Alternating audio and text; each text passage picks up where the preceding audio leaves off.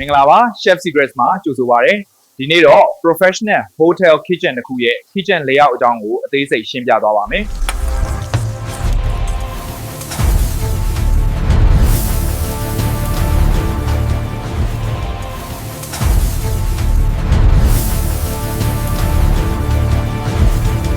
ပါ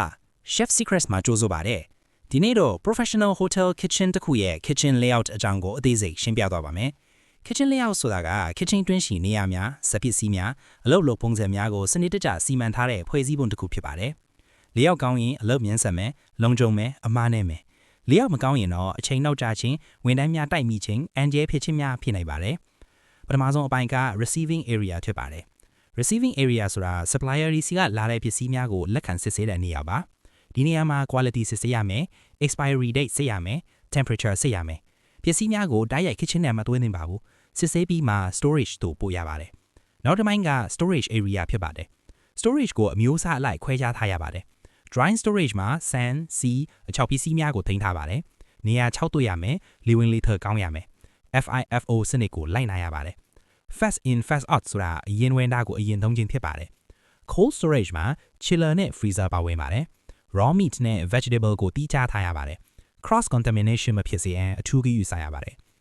preparation area တို့ရောက်လာပါပြီဒီနေရာမှာ mise en place ပြင်ဆင်ပါတယ်ဟင်းဒီဟင်းဝက်လီးဖြတ်ခြင်းအသားဆန်စင်ခြင်း sauce base ပြင်ဆင်ခြင်းတို့ကိုလုပ်ပါတယ်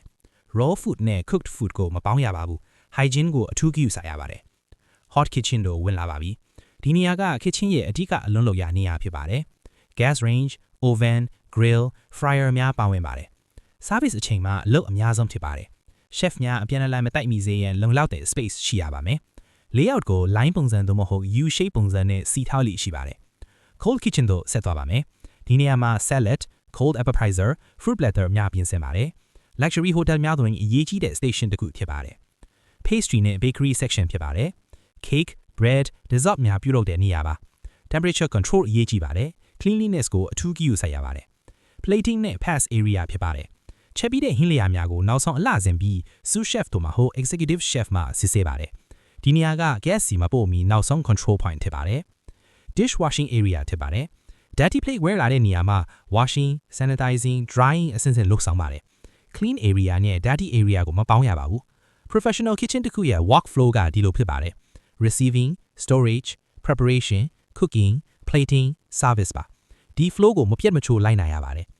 safety အပိုင်းမှာလည်းအရေးကြီးပါတယ် flow မရပါဘူး fire extinguisher ရှိရပါမယ် emergency exit lane ရှင်းရပါမယ် proper ventilation ရှိရပါမယ် safety ကို layout အစီအစဉ်ထဲထည့်သွင်းစဉ်းစားရပါမယ်နောက်ဆုံးအနေနဲ့ kitchen layout ဆိုတာအလားအပါအတွက်မဟုတ်ပါဘူး efficiency အတွက် safety အတွက် speed အတွက် teamwork အတွက်စနစ်တကျစီမံထားတဲ့ဖွဲ့စည်းပုံတစ်ခုဖြစ်ပါတယ် chef တယောက်အနေနဲ့ kitchen layout ကိုနားလည်ထားရင် kitchen တစ်ခုလုံးကိုထိန်းချုပ်နိုင်ပါလိမ့်မယ်ဒီဗီဒီယိုကိုကြည့်ရှုပေးသည့်အတွက်ကျေးဇူးတင်ပါတယ် Kitchen နဲ့ပတ်သက်သောပုံမနက်ရှိုင်းသည့်အကြောင်းအရာများကိုနောက်ဗီဒီယိုများတွင်ဆက်လက်တင်ဆက်ပါမည်